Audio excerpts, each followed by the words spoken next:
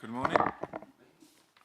Welcome to this morning's meeting of Over Scrutiny, and it's an extraordinary meeting.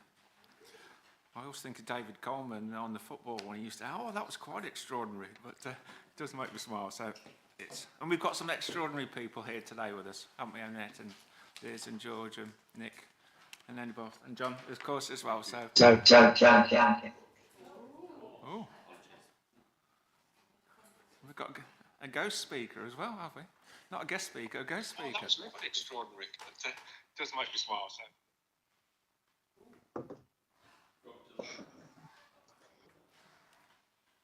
You okay? Yeah. Right then, so first item of the meeting, agenda item 1. Apologies, please, Howard.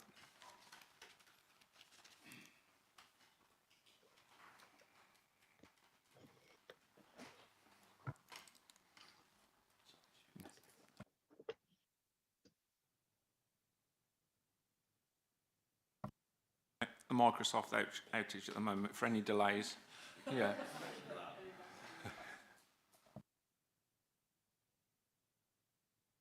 Yes, apologies, Chair. We have apologies from Councillor Passingham, Councillor Littlewood and Councillor Roth. Thank you for that. Next item on the agenda is disclosures of interest, the usual ones, the standard ones. I won't read all the blurb. Any disclosure of interest from members here today? No, brilliant. 2 items done already. Chairman's brief. I just got one little item really in 2 parts. We've got a couple of guest speakers at our next few meetings, one of which is flooding. So any questions regarding flooding, Environment Agency, etc. If you could have those as soon as possible to Howard or the Committee Services, Democratic Services team. And then following that, we've got the highways. And again, so if you have some questions in advance, it always helps the meeting go more smoothly, and potentially the portfolio holder from the county could bring the right people to assist and advise as well, especially the flooding portfolio holder, whoever he is. He always needs some help, he does. That's me, Stuart. Right, so hopefully we could get on board with that. I've got some questions. I've got some questions for myself, actually, so I can raise some with Howard. So the next item is the Cabinet meeting of the 22nd of July, which is Monday. And that's an extraordinary meeting as well. So that's the new word today. You know, previous meetings, you know, it used to be unprecedented, and now we've got extraordinary. So the new buzzword. One of the items we will be looking at, I want to look at, is the replacement of the U-bus, the Warwickshire County Council demand. And we've got Mr. Cadd here to give us a brief update. And then we've got a member of the public who's represented various different organisations. Hello, Elizabeth. I'll wave to you there. And once Mr. Cadd's done his update, I'll bring you in with your questions, if that's okay, and hope you're feeling better as well. Good. Nick, if you could fire away, please. Thank you, Chair. If I provide a brief summary of the report that's going to Cabinet.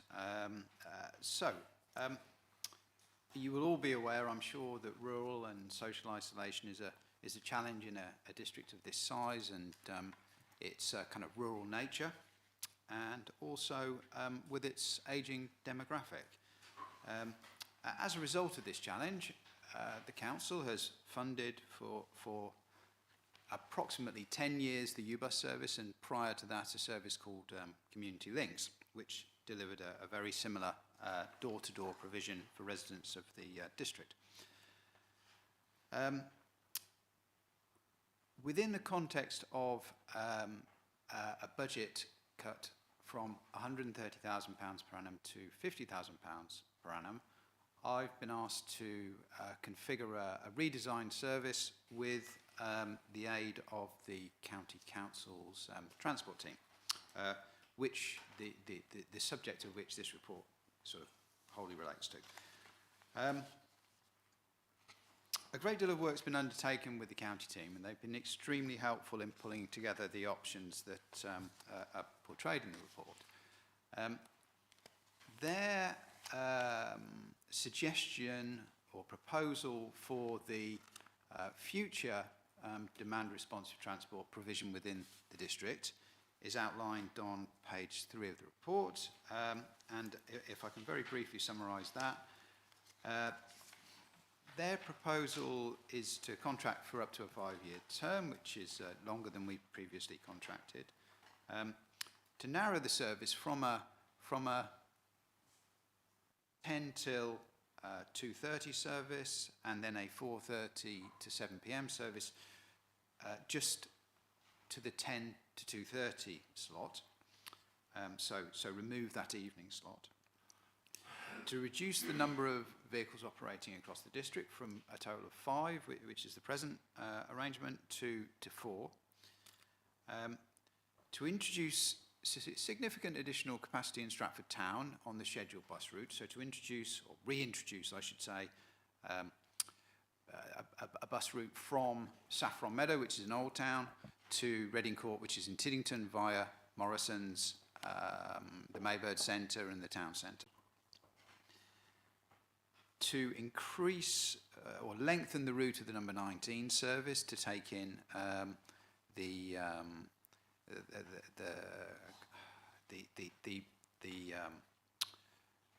it's not the Bishopton ward, it's the sort of Maybird ward, if you know where that is, up by the Ken Kennett Centre and up Birmingham Road. To cease the operation of the door-to-door DRT U-bus service in Stratford town and Tiddington, justified primarily by the extension of the scheduled bus service. To reshape and merge the remaining rural areas into one zone for kind of logistic purposes rather than the 4 existing zones, which enables them to make better use of their vehicles. To replace the existing booking centre with a more kind of advanced booking centre arrangement.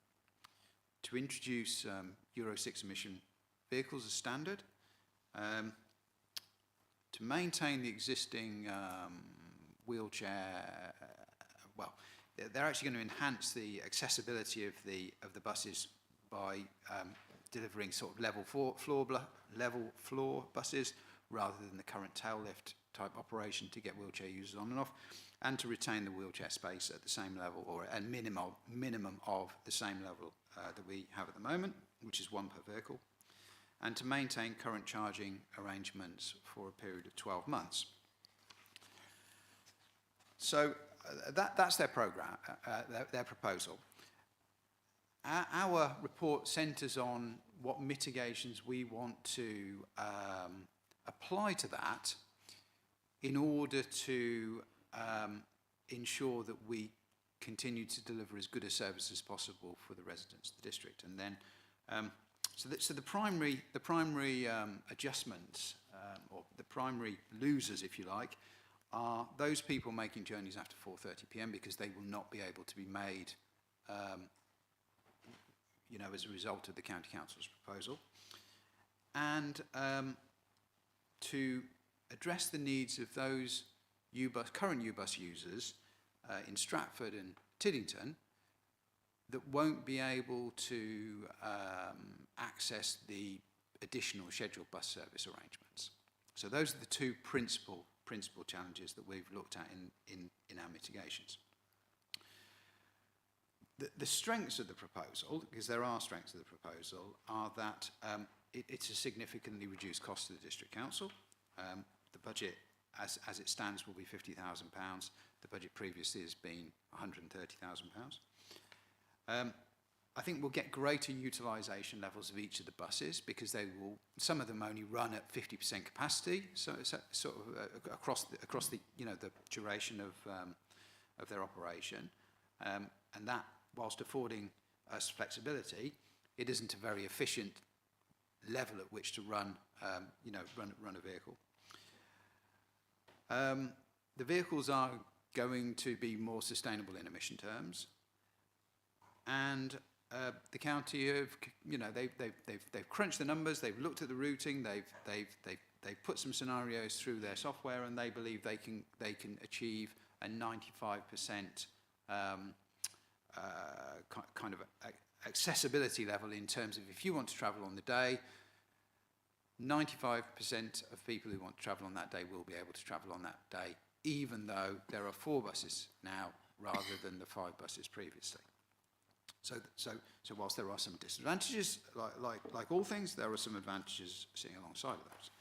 So in terms of the mitigations, which are sort of summarised in Table 1 on page 5, I think, yes, page 5, there are 3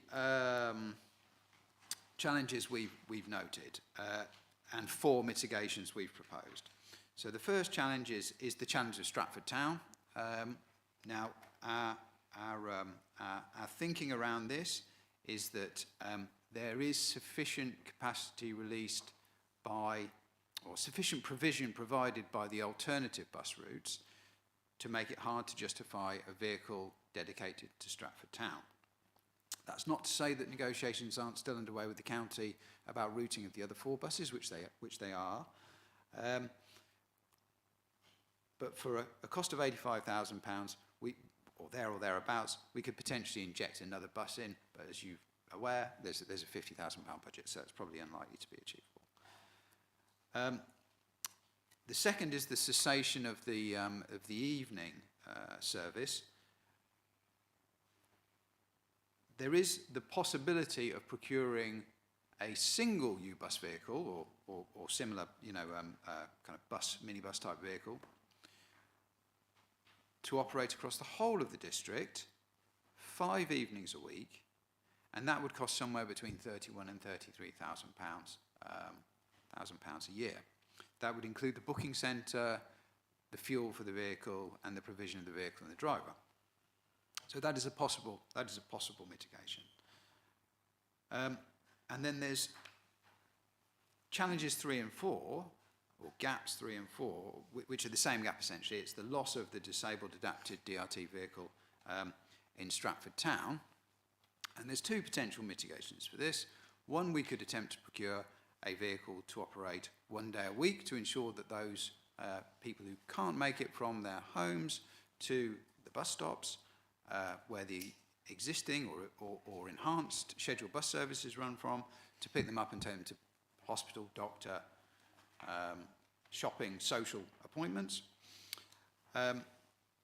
Or, as I put on the next page, the potential to tender a service that enabled a provider to purchase a mobility adapted vehicle that would be able to facilitate those journeys on a 5-day-a-week basis. Much smaller vehicle, much lower capacity in terms of the number of people that it could take, but it would still be able to take 1 wheelchair user plus, potentially a handful of other people, depending on the vehicle that's purchased. So those are the principal challenges, and those are, as far as we're aware, the primary mitigations. The rest of the report really concerns itself with sort of justifying why we've selected the mitigations we have, and why we've or how we've justified the changes that the county are proposing to introduce. That's primarily for context, and the recommendations are really to Cabinet to elect which one of those mitigations they feel is, which one or ones of those mitigations they feel would best meet the needs of the community. So I think that, subject to your view, Chair, probably summarises things reasonably succinctly. So I'll hand back to you now. Thank you, Nick. It was very, very helpful, in-depth, and shown a great level of knowledge of the process as well. First I'll bring our speaker, who had intended to be here but was poorly, and it was decided it was probably more sensible to come in remotely. So thank you. I'm going to bring in Elizabeth Dixon from Accessible Stratford. And again, hope you're okay, Elizabeth. And if you'd like to ask your 2 questions. Yeah, thank you. Sorry, I'm still really hoarse. It's quite difficult for me to just ask 2 questions because listening to Nick, I could comment about every single sentence he's made. And that's what I'm finding quite challenging. Sorry, Andrew. I mean, it's almost quite offensive to hear that you could go out 1 day a week on a piece of transport to use. I heard him just say a vehicle 1 day a week, and I know that's not my question. Sorry, and that's quite offensive. What do you do for the other 6 days? Sit at home? I don't know. So my questions were, why wasn't I given more? We'll start the. Sorry. Yeah, what we'll do, we'll start the time. We have 3 minutes. If you answer Right. 2 questions, do your 2 questions. Right. If you've got time to answer extra, Okay. that is fine. Or in the All right, meantime, sorry. if you want to send me some additional questions that I can raise, because I, as Chair of Scrutiny, I'll go to Cabinet, which is on Monday. So between now and Sunday evening, if you have additional questions you would like to raise or to be put forward to Cabinet, Yeah. I'm more than willing to do that as well, if that's helpful. All right, thank you. And I should say, in fairness, I did speak to Councillor Coles, and I had an online meeting yesterday about the whole thing as well. I don't know why she the portfolio holder. I'm not sure why. Yeah, Councillor Coles is here as portfolio holder. Do you know why, Yeah, so Liz? So we yeah, spoke yeah, yesterday. We spoke yesterday. So I think, thank you for your offer, but I think my questions will be covered with Liz, if that's all right with you. Shall I start my 2 questions now, Yeah, it's fine. so I don't completely mess your whole meeting up? So the first question was, you know, the lack of notice. There was 7 working days for me to come up with some answers to these mitigations and the things you were saying, and I just didn't have enough time to come up with an answer, or I haven't got a solution, but I've got some suggestions. So that was my first question.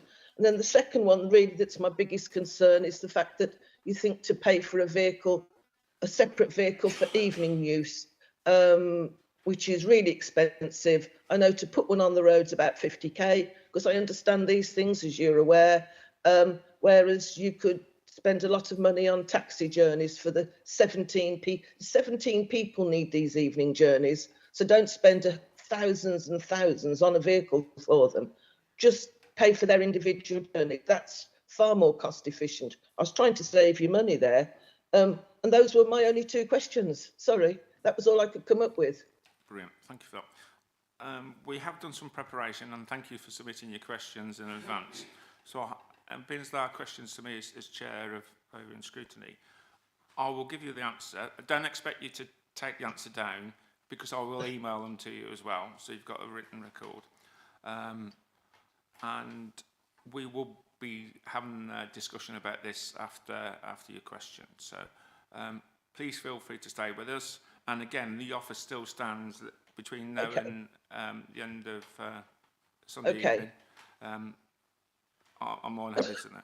And hopefully rest your voice and have a cough sweet or something like that. So yeah. Right, so the first question was about seeking advice in a short time scale. The answer I've got, so please bear with me.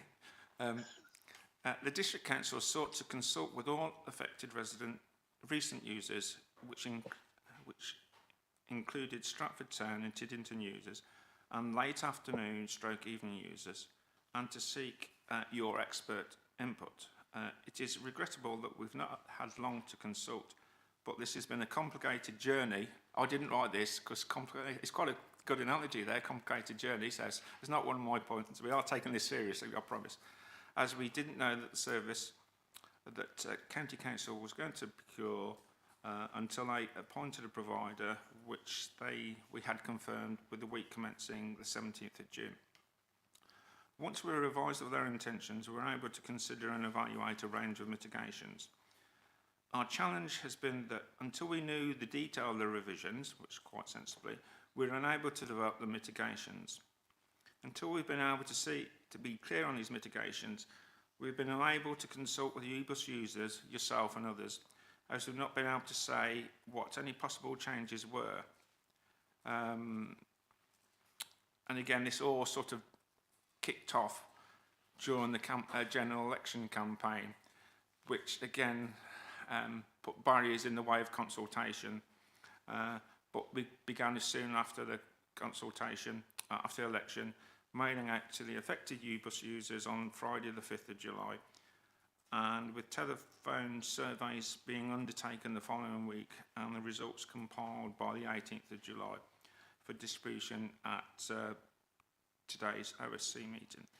So I think there's been lots of reasons why it's happened. It's been rushed, unfortunately, but as sometimes they say, a bit like the Microsoft outage today, things were outside their control. So we do apologise, and the officers have worked really hard to get the best information they can from the users and to contact users. I've got one or two ideas that we might need to do, or we'll probably be debating this, and I've got one or two ideas that we may need to review. So I think that, it's a fair point, and hopefully that answers his question, and it means I've perhaps said it quite quickly. We'll send you the emailed answer. The second question is why pay for a wheelchair adopted vehicle, rather than have a cheaper option through existing SDC Hackney carriages. The proposal to use a wheelchair adopted vehicle as an alternative to U-bus vehicles is being considered, as the suggested U-bus replacement demand responsive transport (DRT) service may not cover Stratford Town to Dundon. We know some of the existing U-bus service users use the lift on the vehicle to access it, and others cannot walk to and from home addresses and bus stops, especially if they have heavy shopping to carry. The council has undertaken some market testing and believe that a used vehicle could be supplied for significantly less than a new vehicle, and this may offer a solution should the door-to-door service be withdrawn in Stratford and Tiddington, and the current users with challenges around accessing shops and doctor's appointments. The operation of a taxi token scheme has been considered, but it is considered difficult to administer in comparison with a tendered wheelchair adopted vehicle provision that may also provide an additional resource to the community when not in use for former U-bus DRT users. So hopefully that does make sense, but again, more than happy to take feedback once you've got we all say the devil's in the detail, don't we? So I'm more than happy to take your comments on board and bring them forward to Cabinet on Monday. Yeah, I'm going to come to Cabinet on Monday in any case, because I'm still testing positive for COVID. This is now 2 weeks. It's really joyful, isn't it? Yeah. The second line gets less occasionally and then jumps back again. But what I'll do is I'll go through what Nick read out, and I think, did he say it was options? I can't remember where he said it was, but I'll find it, and I'll write in my comments under that. I'll try to do that by Sunday night for you, Andrew, and I will copy Liz in as well, though, if that's okay. Yeah, that's fine. I think that's fair and reasonable. So just think, we've just got to be really. And I'm not supposed to be speaking now, am I? It's at the discretion of the chair. I'll carry on then. Thank you. It's just, we've got to do the best we absolutely can. I don't use U-bus very often. I'm not speaking for me. I'm speaking for everybody else. We need sometimes to get 2 wheelchairs on the U-bus, not 1, because the drivers hate to put 2 on because they've got to remove seats. We've got to, and it's the evening use is not shopping. The evening use is more or less socialising. Just 17 uses. We just need people that have a specific need. Some people using U-bus, Andrew, could be on a bus. They don't need the U-bus. Years ago, U-bus, or whatever it was for people with disabilities only in the villages. It wasn't what it is now. It's become like an extra little bus service, which is good, but it's perhaps warped it a bit. That's my... So I'll go through what Nick read out, and I'll get something to you for Sunday evening. Thank you. Brilliant.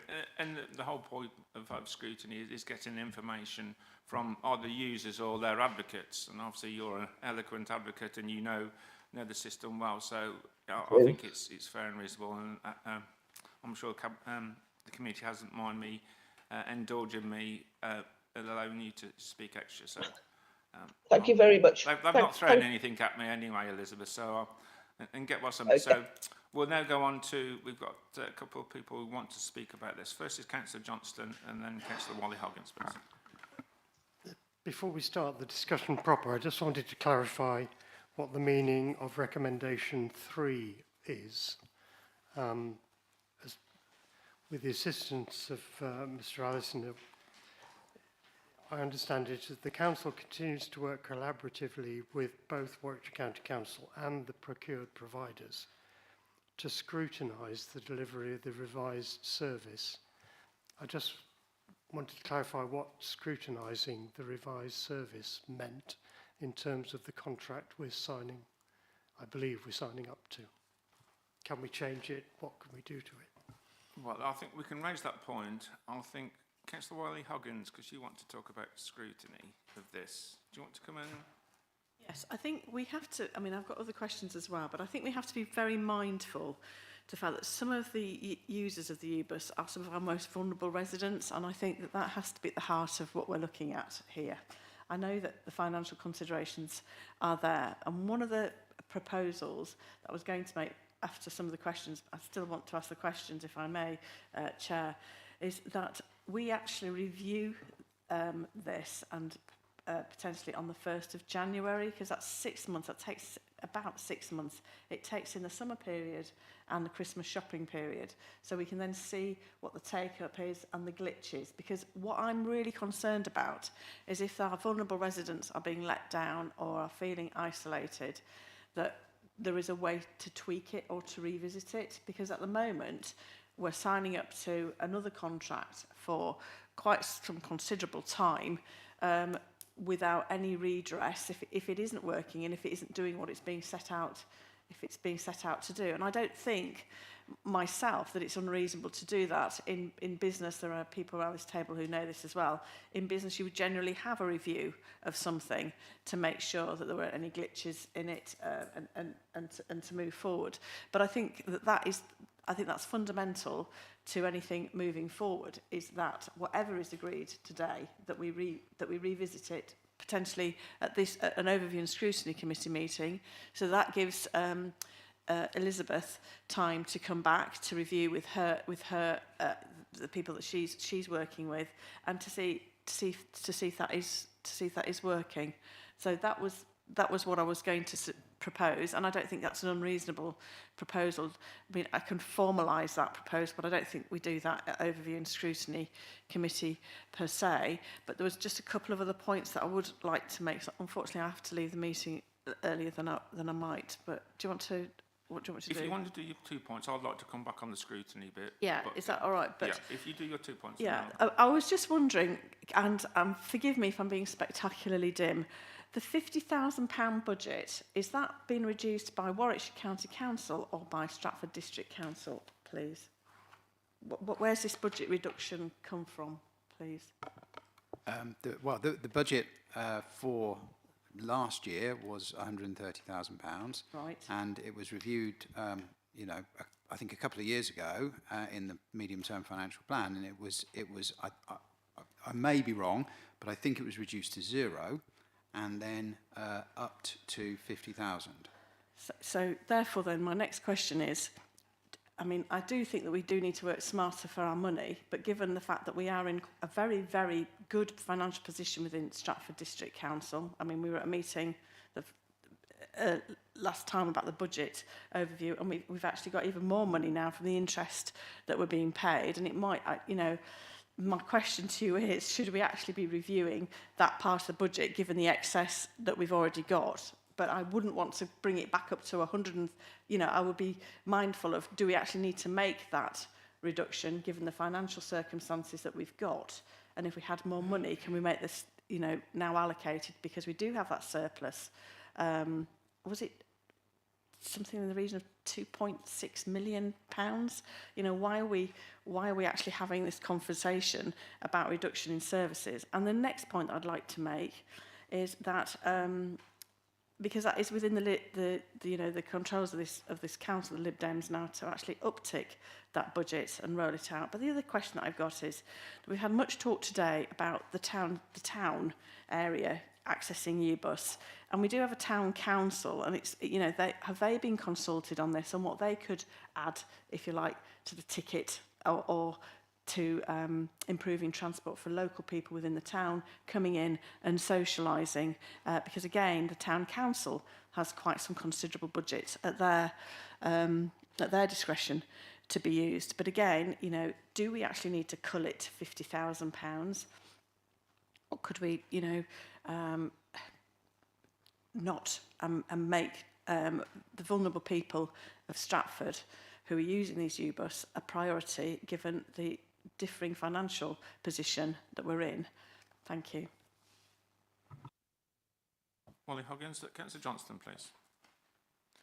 If we'll do the questions, then give Nick time to come back with the answers. So if you want to bring your question in, David, and then we'll come back with Nick. Do you say you've got a question, David? I'm trying to understand what the recommendation means. I'm not No, advocating any particular solution, but is this possible to review this, whatever? Okay, I'll come back in on this one. We have to agree something by the 1st of September or something. No, I'll come What's back. the capacity for reviewing it? I think we could potentially ask for an amendment to item point number 3 to scrutinise via the Scrutiny Committee the delivery of the revised service. And we've got meetings in January, I think the 10th of January or the 7th of February.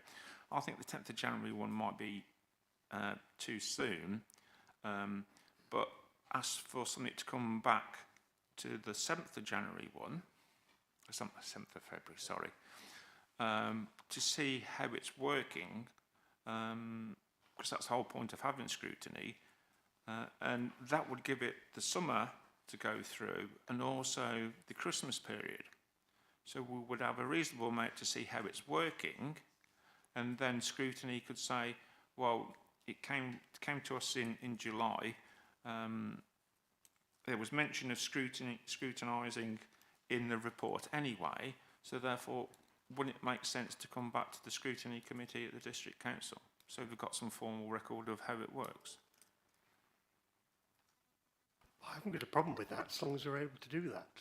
If we're not nailed down on the 1st of September and we can review it in February, that's fine.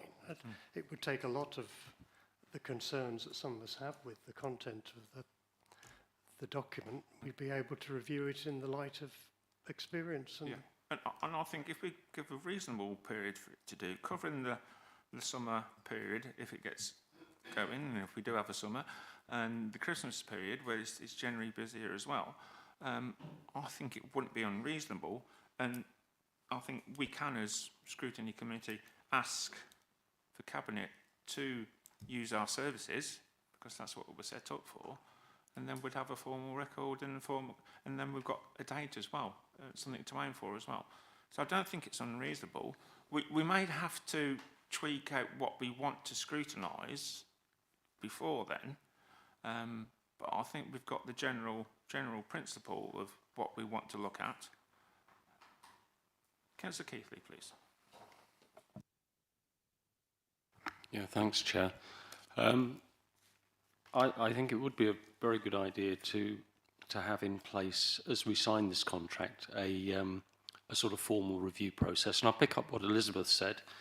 She said she was on here today to talk not about herself, but about the users that would potentially suffer as a result of the changes to the service. And I think the fundamental point here is that any review really needs to take into account the feedback from the users for this period, the first period, to see whether or not they are the ones that have suffered or feel less accessible to the shops or to the doctors or whatever as a result of the changes. So I would like to see us asking for a formal review based upon consultation with the users again, so that we can see how they've been affected by the changes. Users and their advocates, such as people like Elizabeth. If I'm giving you some work potentially, Elizabeth. I know you can't come back in, but I think that's not unreasonable. Are we, Councillor Orcott, please? Thank you, Chair. I'm absolutely for this suggestion at the review. Absolutely. I think it will give time for everybody involved to actually look at the details of this. My only concern with it is because I'm aware negotiations are still going on with the County Council regarding this. What happens in the meantime? What happens between when the new contract is supposed to be starting beginning of 1st of September? With us, we still need to make a decision, otherwise we could lose the service completely. It does feel incredibly rushed, and this is something I've said since the moment this landed on my desk, was that it is absolutely not enough time. And yes, we've had the general election, but there should be something in place that means we could delay all of it for a further month without losing the service, and give everybody an opportunity to actually do the consultation, have time to process how this is going to affect people. Because it's going to affect, and it is the most vulnerable that it is going to affect. It is going to affect the people who are disabled. Yep. And it is going to affect the ones who are frail. And the thought of having, just one or two people slip through the net because of a decision we need to make is very, very concerning to me. And I say that is my concern. Absolutely review it, but what could we change at that time? Yeah. I think if we bring Nick in, one, about the implications of any delay through this, what would happen if it got delayed to post 1st of September? What would we have in place? And secondly, what performance measures there are being built in via the county and ourselves in terms of something for us to be able to scrutinise and get feedback from the residents who are using it as well. Okay, thank you, Chair. To respond firstly on the delaying the initiation of the new service, or the possibility of having no service because they're kind of part of the same, or the answers both of them. We have benefited for many years now in that this service piggybacks on the back of the SEND school transport provision. So it costs us very little in comparison with what it would cost us if it didn't piggyback on the back of that SEND. And that's why it operates in the time slots it operates in, because the buses are used to take SEND kids to school, and then they're used to take them back, and it operates in the what would otherwise be sort of downtime for those vehicles. And that because the cost of this would be just astronomical if it didn't do that. So it is absolutely dependent upon the SEND transport to school contract. That is changing in September, on the 1st of September for the beginning of the new school year. So what will exist from the 1st of September is the core that I have described in this report. It's no longer being delivered by the District Council. The County Council have said to us they will deliver it on our behalf. We are not contributing, as things stand, pre any mitigation, we are not contributing anything to that service.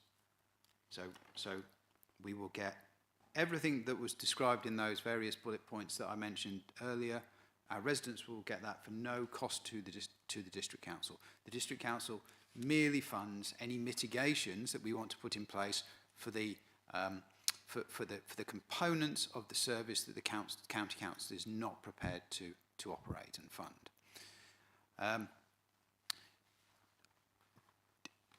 extending the existing service, I don't believe is possible because it's already extended itself from the beginning of April, when it was originally due to finish, to the 1st of September, to allow the county council to put in place their tendering arrangements. There were some delays around that, as I explained previously. We secured an additional 6 months of the service operation in its sort of historic configuration, but come the 1st of September, as tendered by the county council, the service will operate in the way I've described in the so 10 till 2:30, and evening component of the service will no longer exist. There's lots of other changes, but they're the key components. And in terms of the kind of question of contracts and commitments that we're getting from the county council, this service has been delivered by the county council. We're not funding it, and because we are not buying any components of that service at the moment, we can, as I've suggested in the report, we can meet with them, we can look at the customer satisfaction data, we can look at utilisation levels, we can look at missed pickups, and all that sort of rich data that's recorded by the booking centre. But what we aren't doing is we aren't funding it, and everything that we've managed to achieve around this has been really through the goodwill of the county to work with us in delivering this. Now, our £50,000 is to purchase bolt-on elements that try and backfill the areas of the contract that the county are no longer prepared to deliver. I think does that clarify the sort of relationship and the extent of our influence? Because I don't think we have control in a contractual sense anymore, because we're not giving them anything. We're not paying them anything to do anything. So it would be some form of kind of partnership agreement. We asked if we could have a logo on the bus. They said, yes, we'll put your logo on the roof. Because the ask of me and my colleagues has been to secure something for significantly less than we were prepared to pay for it 5 years ago. And the inflation in this sector, fuel, vehicles, driver salaries, has been pretty significant over the last 2 or 3 years. So by way of an example, the county is now paying for the school contract and the UBUS contract £400,000 and something a year. My mic gone off. Yeah, that's better. They're getting one fewer bus, and they're not getting those evening slots. So and it's costing them £100,000 more than it did last time they procured it. Far be it for me to have sympathy for the county council, but I do think they've worked very hard on trying to deliver something for nothing, really, in terms of what they're offering within the report. So that's covered that point. On the scrutiny question. At the moment, we sit on a partnership group that's made up of the vehicle providers, the county council, and the district council, and I would like to see that arrangement continue. I think the county would be willing to facilitate that, because we do have an interest in this operating well, because our residents receive the benefit of it. We want it to operate well. We don't want people to be socially isolated. And in terms of the kind of ongoing negotiations with the county council, we are continuing to push them to see whether they will deliver more than they're prepared to deliver now for nothing. So we're not, I don't know, we're not. I like to hope we're not being aggressive in our pursuit of it, but we learnt a lot from the consultation. And what we learned from the consultation, we're applying to our negotiation with the county that is still ongoing. And I hope that we can kind of gain a little bit more by way of concessions from the county over the next few weeks, which brings the service closer to what we've got at the moment. But that is all subject to negotiation. And the question of the town and the parish councils and their contribution, that's formed part of that discussion. Previously, when UBUS was challenged some years ago around the budget, I think we did ask parish councils whether they would contribute, and I think we had one parish council offering to contribute at that stage. But that's not to say that that hasn't changed and that we can't ask again, which I'd be more than willing to, and I've offered that up to the county as a kind of inducement that we would facilitate that conversation with the parish and town councils in the district to try and create a model for funding this type of provision across the whole of the county. Because one of the concerns that the county have is the inequity in the provision of DRT transport across the county. They think about things in different ways the way we think about things. They think about provision across the county and equitable service. We only really think about equitable service within our own district. So, I'm beginning to ramble, so I'll close there. But strenuous efforts continue, and will do for some days to come. Don't worry about rambling, Nick. I've been getting away with it for years. So, yes. Again, I'd like to say you certainly. Yeah. Thank you, Jenny. Certainly, yeah. I'm sure you're firm but fair, but not aggressive in terms of negotiations with the county. One thing would probably be interesting, and I think there's a couple of things here, is that one about their scrutiny that the county is doing and the user group or whatever you want to call it you can be on. So that will be some examples of feedback and scrutiny. And I'm loath that we do some form of duplication of scrutiny. But whether there's an opportunity for us to gather our own evidence that's specific to Stratford District, because obviously the county have got their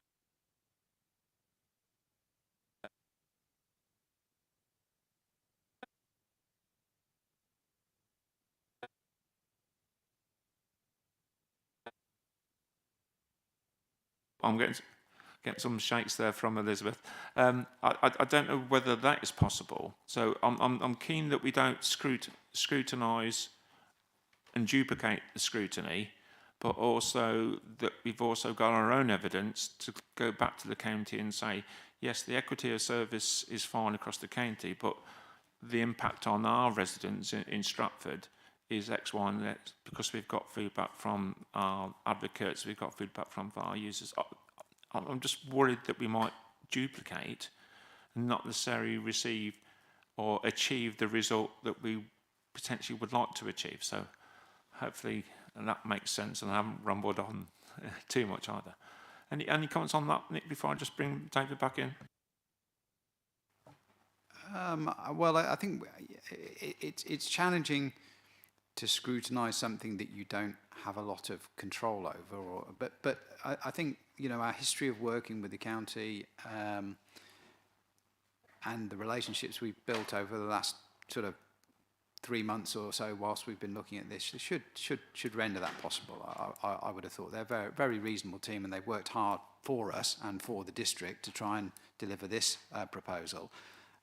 So I would hope we would be able to bring something by.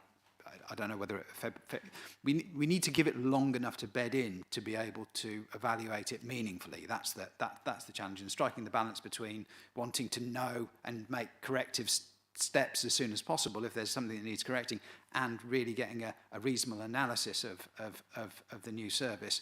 Winter tends to be a slower time for people using the service because the weather's not so good. So, but we will definitely be able to do something, and I don't think it will be a duplication. Brilliant, thank you. Councillor Johnson. I'll ask my question in a different way then. You might not get you might get the same answer, but yeah.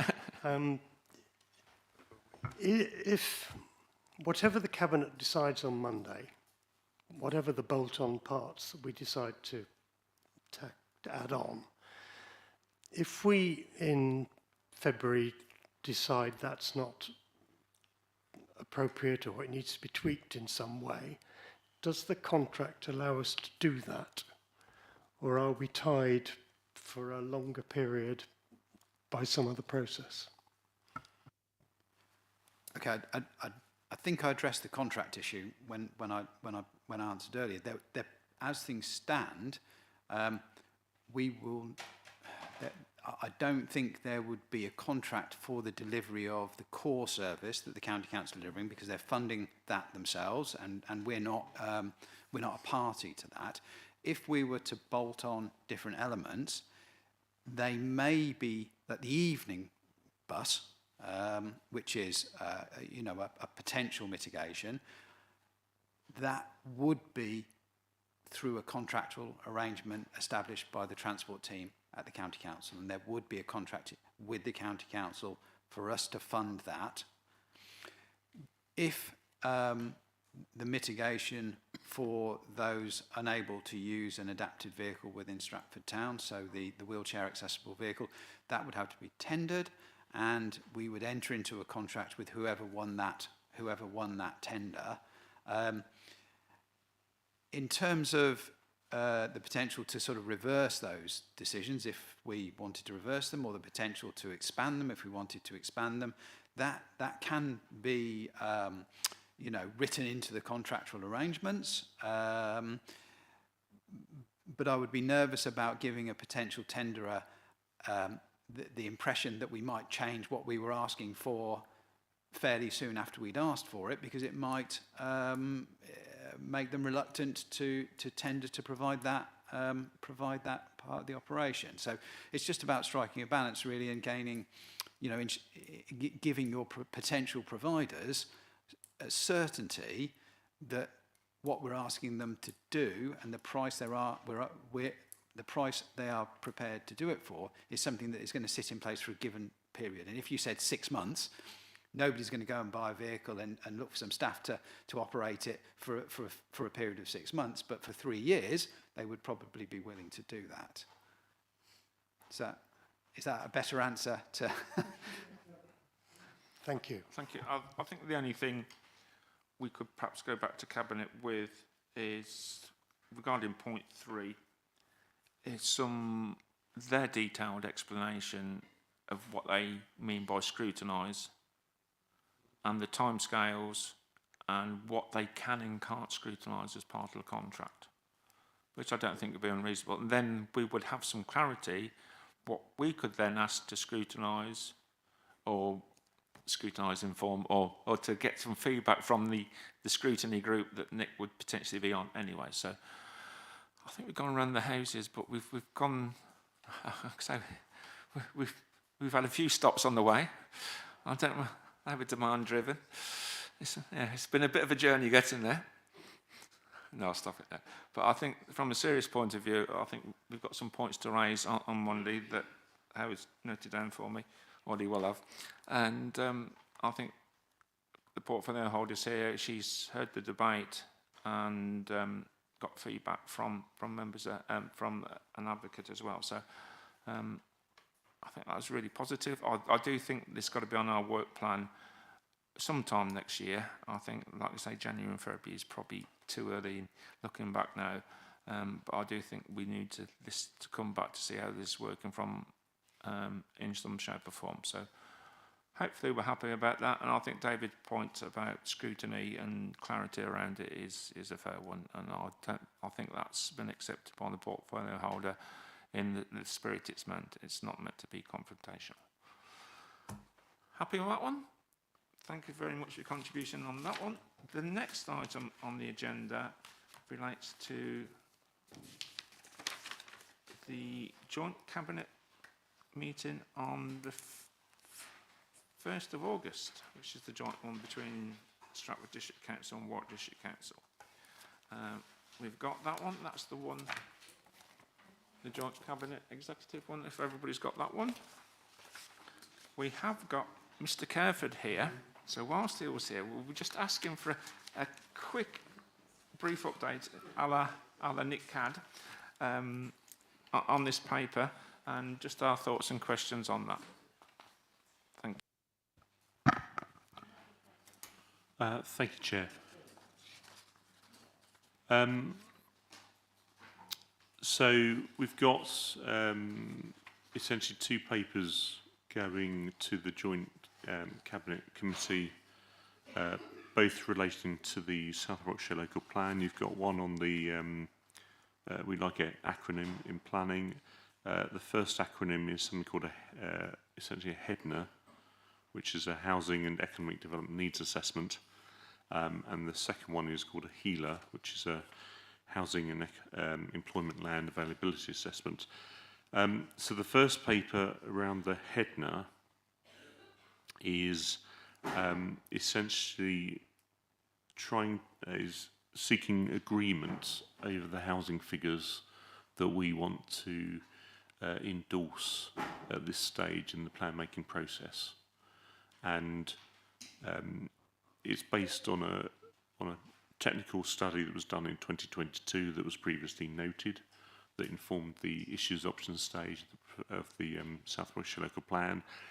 We just want to give a bit more certainty to that process as we move towards the next stage, which is called preferred options, where we have a much firmer and clearer picture of what the plan starts to look like.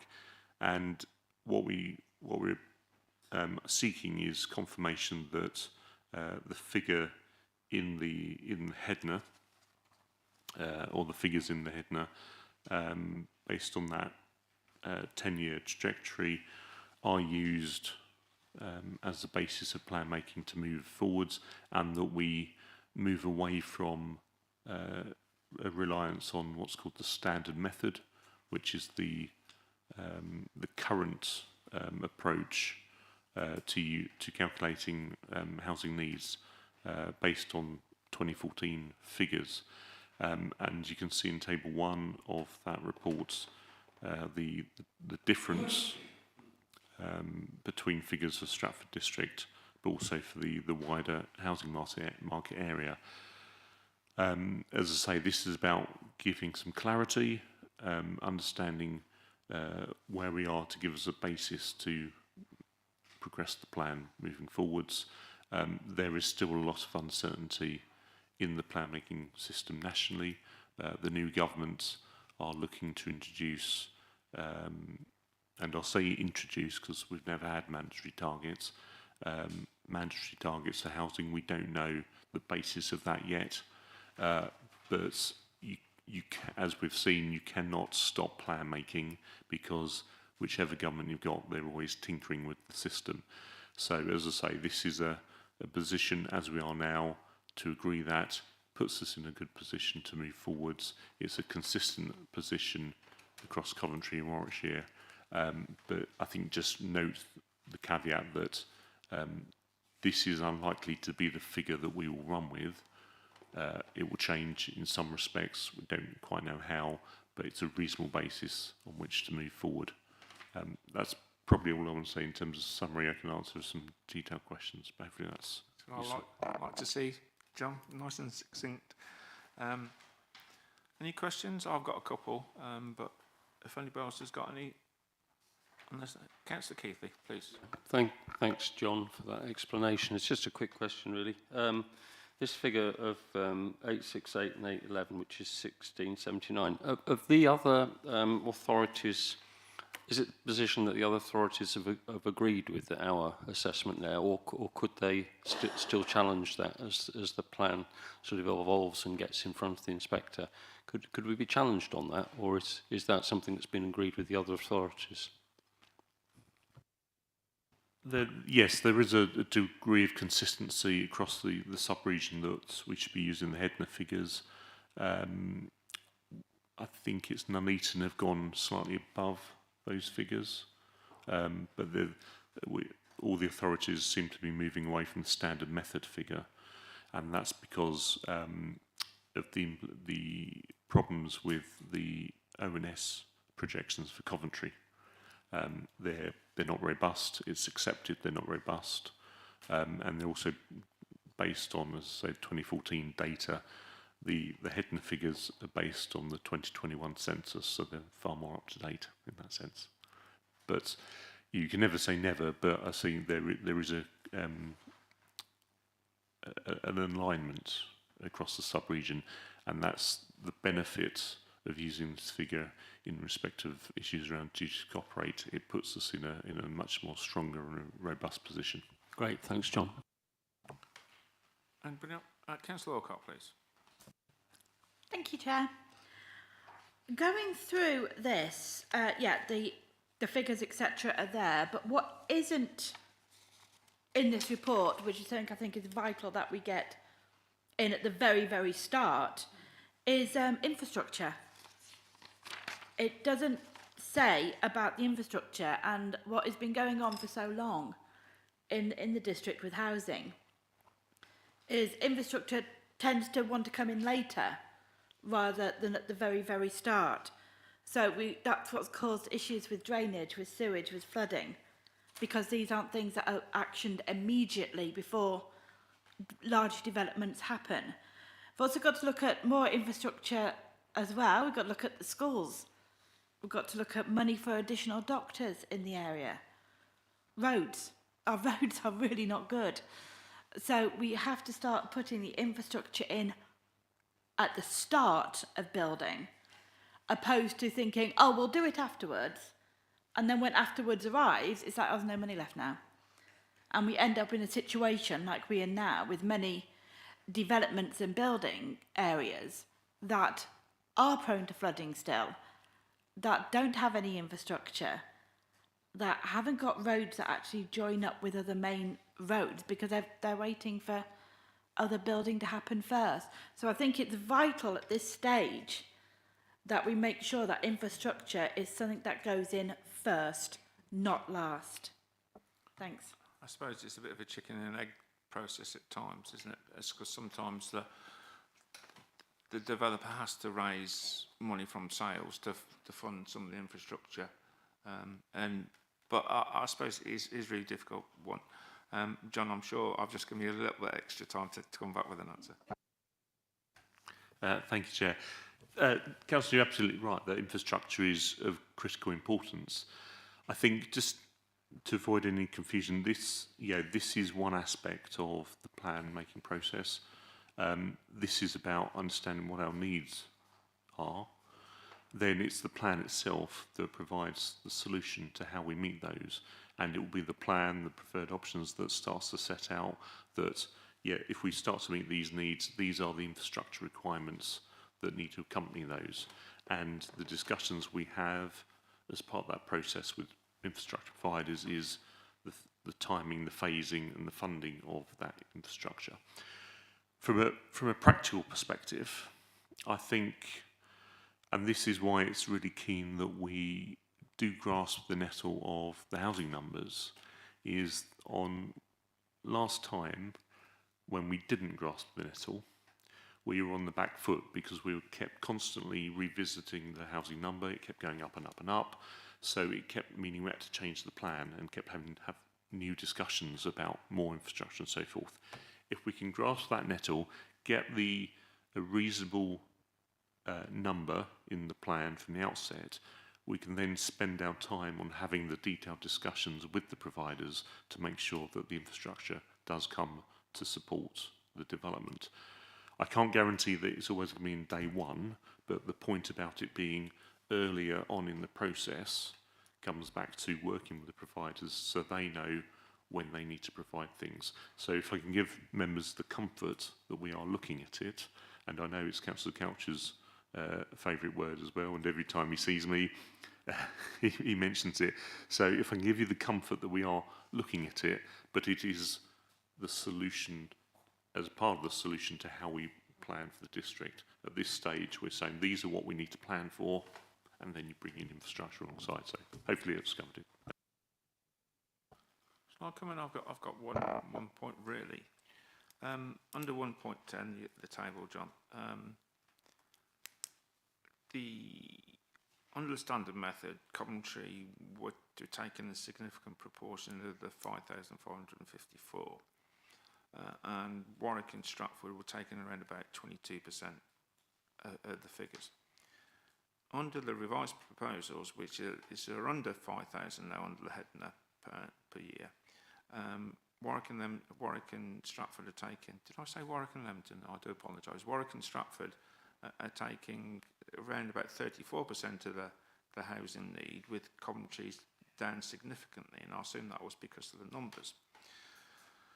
But saying that, even with the lower numbers for Coventry, we still have this duty to cooperate. And I'm assuming that because Coventry's numbers are likely to be less, there should be less pressure on Coventry to meet that need, and therefore they should hopefully have sufficient land available for them to do that lower need, for them to say, I'm sorry, Stratford, Warwick, you're going to have to still take an extra share of our unmet need. And I assume the same will be applying for places like Birmingham, because again, it trickles down, doesn't it?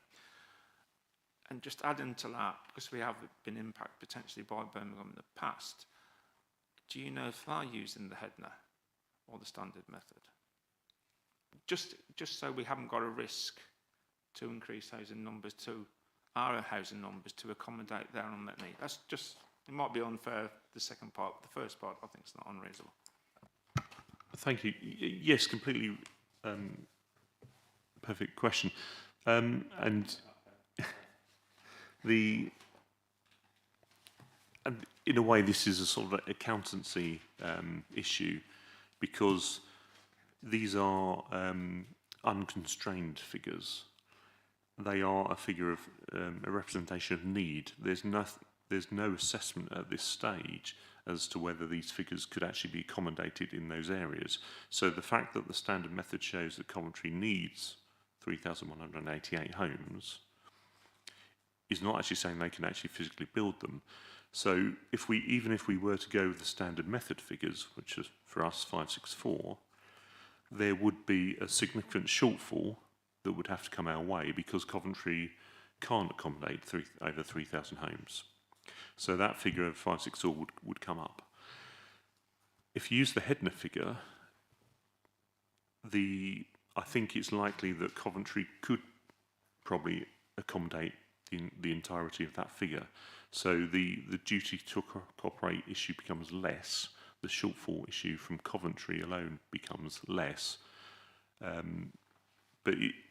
So does that make sense in that sense? Yeah, I think what we're saying is that there's more confidence in the lower figure for Coventry, but the higher figure for us is like to be challenged less, because what we've done is realistic, and the Coventry's need is more realistic, and there's more possibility of them being able to accommodate the 1964, good year by the way, compared to the 3,188. So we might have a lower figure of 564, but in practical terms, that 564 is likely to be increased by 300 anyway because of the duty of care. So I think we're being more realistic and transparent, and I think. And just a bit about Birmingham, do you know what they're doing in terms of Hedner or standard? So they've commissioned their own Hedner for the Birmingham area, and I believe it's the same consultants who've done the Coventry-Warwickshire one. I don't know what figure they're running with, but I think it is a bigger issue. There is a bigger shortfall from the Birmingham Black Country Solihull housing market area that will need to be addressed, and these figures do not take that into account. And again, that comes through part of the plan making process. So yes, there is, on top of this, there's the whole shortfall from that housing market area that we also need to deal with. Anything else? Or are we happy? I think we've got some fair points there. Brilliant. John, you've got off like this, so well done.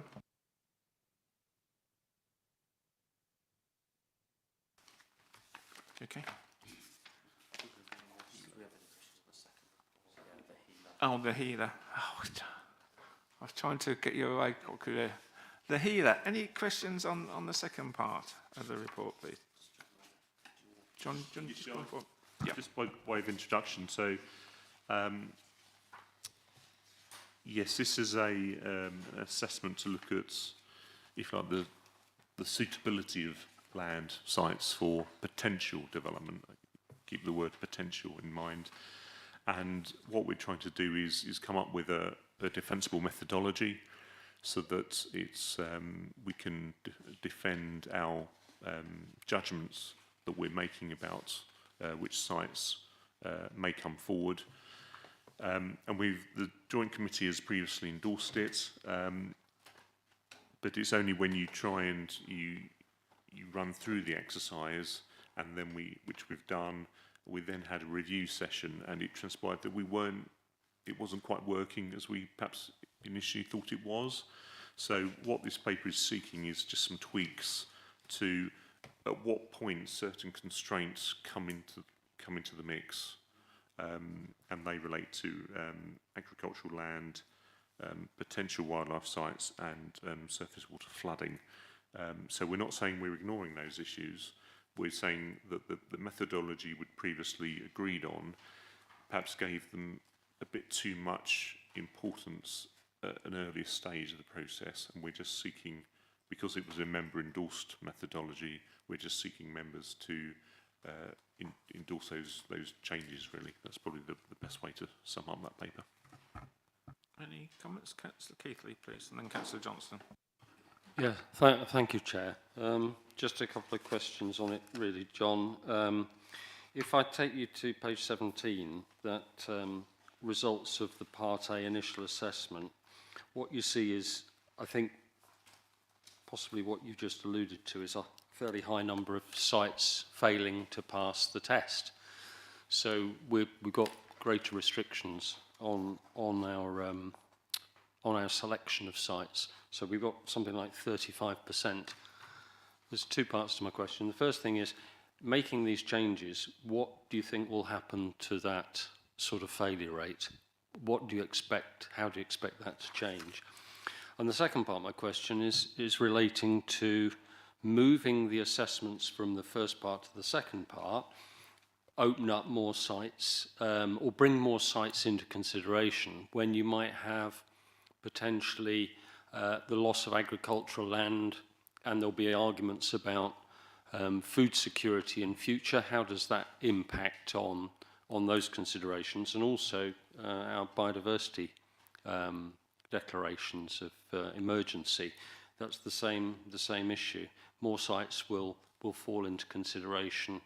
We'll potentially have a greater loss of biodiversity. So there's two parts to the question. What do you see happening to the percentage of sites that fail in the future if you make this change? And what would you say in response to the questions that would be raised about food security and biodiversity? Thank you, Councillor. I don't know the practical effect of this change, other than it would obviously bring more sites into play. I think it may be a case we just need to do the work and see what it crunches out at. I can ask colleagues whether, if you'd like a figure, I can ask colleagues if they can provide one, if that'd be helpful, as a sort of rule of thumb. In terms of the agricultural land and biodiversity, and they are integral planning considerations that we need to think about. I think this isn't about diminishing that, but it's just making sure that we don't unintentionally give these three issues undue prominence at this stage, particularly with agricultural land, where I think some of the data is quite old and can be a bit of a generalisation.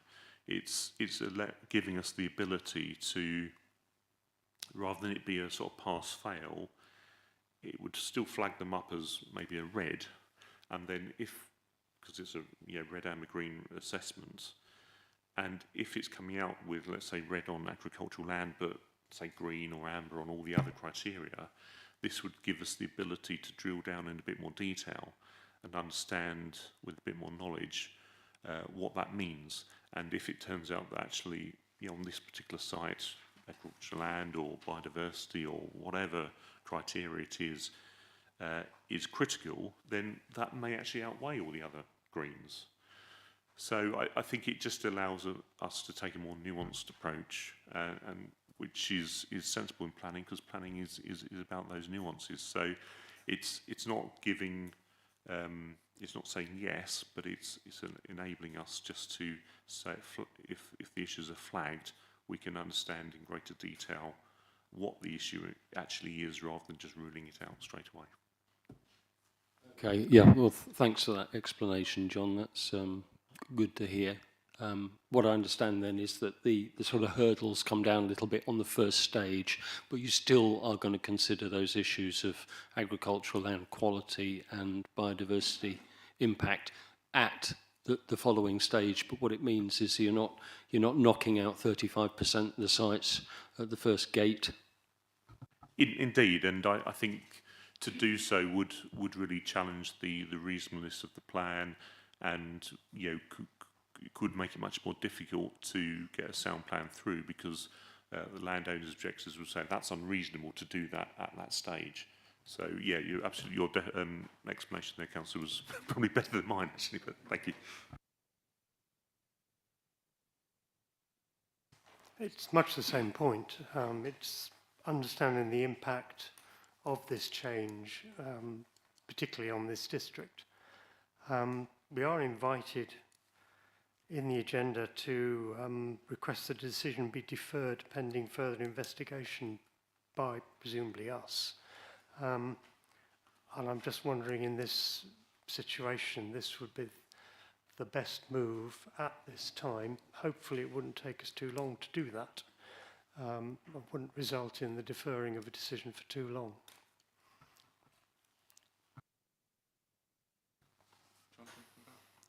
I suppose I would urge caution with that. I think as I've hopefully explained, that I don't think the change is a fundamental one, but I think it does go to the heart of having a robust plan. And I suppose if the method, hindsight's always a wonderful thing. I suppose if the methodology had been this way round originally, it wouldn't perhaps be the issue. I think if I can get members a sense of what we think the likely outcome would be, hopefully that would give you some comfort. I wouldn't want to defer, because I think it would just delay the process. There is a strong argument to make this change, to make sure that the assessments are still carried out, but at the appropriate stage. And I would be concerned that if we were to continue with these criteria, excuse me, almost as a pass-fail, I do think it would be a problem for progressing the plan, because I think it gives them too much weight at an early stage of the process. And just to give you complete comfort, this is not about watering down their importance. This is about making sure they're given due weight at the appropriate stage in the plan-making process. So I would urge members not to go down the deferral route, but I understand why you just want a sense of the scale of the impact. Councillor Hench-Seraphim, please. Thank you, Chair. Unless I've missed something, I can't find anything talking about brown field sites at all. Have I missed it?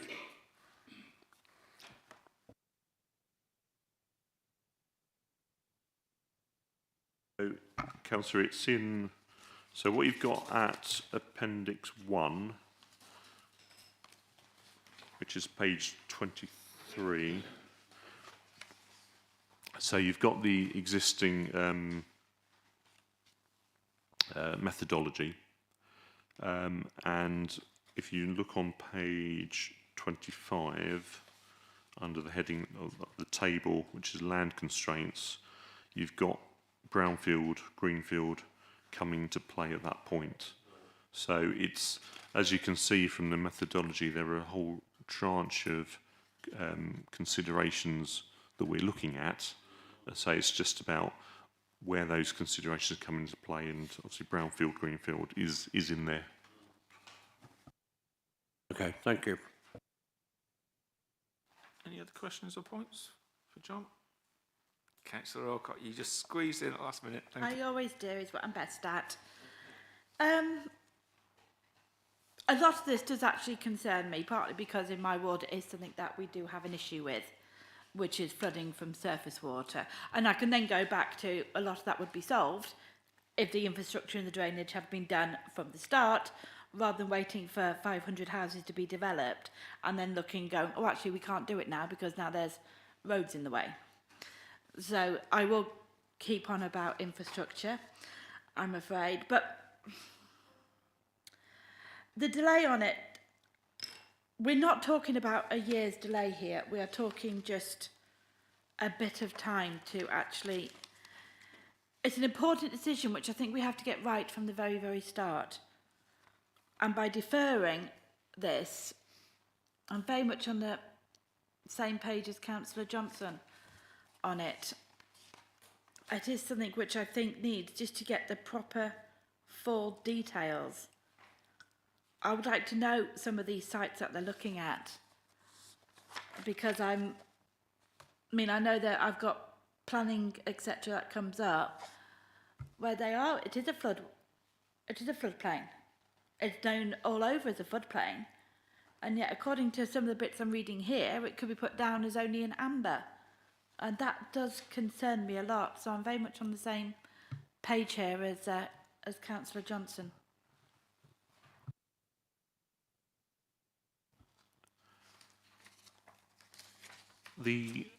So the way this feeds into the work programme is we're heading for a preferred options consultation later this year. We might run into early next year, but we're hoping later this year.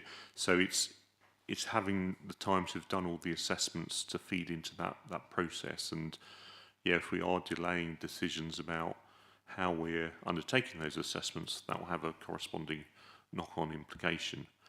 And then that feeds into the later timetable for the adoption of the plan in any event. I think with flooding, yeah, there are two types of flooding, and this is not about changing the flood zones. That's already an assessment that's in there. This is about, if I'm right on there, this is, where are we? This is about the surface water flooding. So I can double check myself there. And that is a different type of flood risk.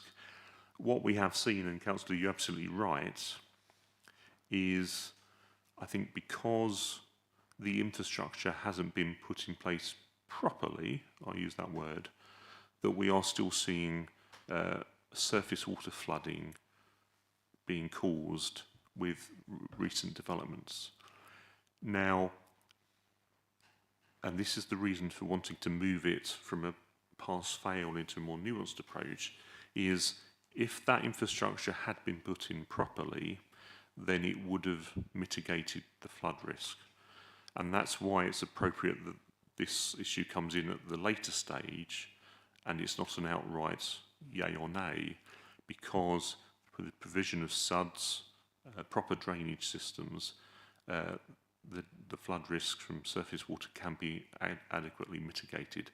I do agree, I think there are examples where it hasn't been in the past, but that's not a reason not to exclude that land automatically at this stage and say we need to make sure our methodology is robust. I take your concerns, I share some of them, and the challenge I've got and my team have got is making sure that this is a balanced plan that is not just a housing-led plan that's housing. It is a plan that's about places, and past that is, or a big part of that is the infrastructure. So again, if I can give you the comfort that this is enabling us to have those discussions, as I've said on the first paper, with the providers, and make sure we've got a strong enough plan that does mean that any issues arising from development are adequately addressed. Councillor Keith, I can tell the way you move forward then. Oh, well, I did, yeah. I moved forward. Thank you, Chair. Just a clarification, really, from John then. So I was quite happy with what you described in respect of moving the assessments into the second part, because they'll still be scrutinised fully.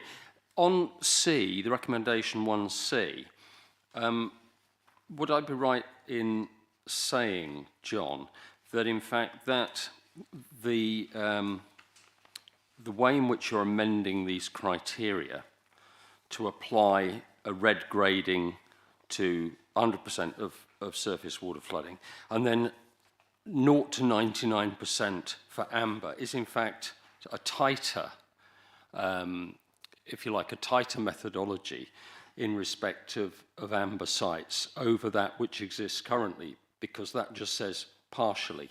And what you're really bringing in is some sort of rather more, let's say, I'm used the word tighter, but actually it's better defined assessment than that exists currently. So we should be comforted by the fact that more sites will probably fall into amber on surface water than would have done hitherto. Yeah, I can't say definitively, but I think, yeah, I would agree with the thrust of the point you've just made, Councillor. And as I said, this is not about then ignoring the issue. This is about then saying, okay, we have these sites that are amber on flooding. We need to drill down and understand what that actually means for those sites. So, as I said, this is about enabling us to understand what the issues are for those sites and to see if there is a potential solution. And it might be that on some sites that are amber, they're still amber on this issue, but some of those amber sites, it may be that through the detailed work there is a solution, but it might be some other amber sites there isn't one. And it's allowing those nuances to come through the process. And I think that's a much more robust approach, particularly considering that with planning, you're never going to get a perfect site that is green on every criteria. There's always going to have to be a compromise somewhere. And what we're trying to find is those sites that are, you know, sustainable is an overused word, but do provide the best opportunity to enhance our places and provide for our needs. And it's trying to make that balance between, you know, location, flooding, design, proximity, all those sorts of other things, and seeing them in the round. So yes, I do agree, Councillor. I think this gives us the ability to do that. Right, I think we've talked about this a lot. I know there's a couple of councillors who have concerns about this. I'm probably to tend that I'm relatively content about this, but I'm more than happy if any of the councillors who have got some unease about this, whether they want to propose that we ask it to be deferred, and if they've got a proposal in a second, we can go to the vote on that. And then if there's no alternative, I would propose that we go with the recommendations in the report and our recommendations to Cabinet. So, Councillor Johnson.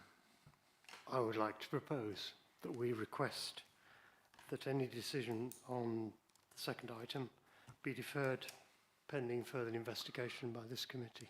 And can we just have some, just some reasons? You've got some. It's the impact on our district.